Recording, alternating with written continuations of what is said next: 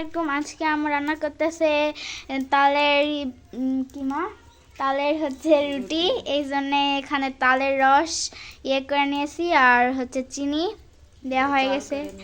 এটা এখন জাল করে নিব। এই যে আটা দিয়ে দিয়ে তালের ড্রটাকে শক্ত করে নিতে হবে। এখন শক্ত করে নেওয়া হবে, তারপরে রুটি বেলতে হবে।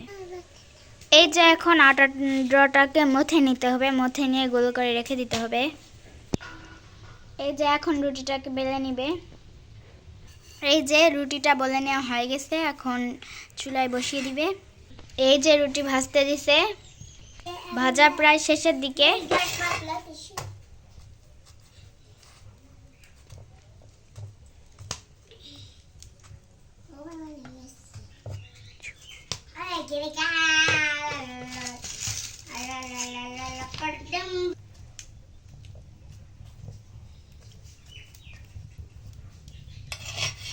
এই যে এখন নামাই নিল, এখন টেস্ট করার পালা।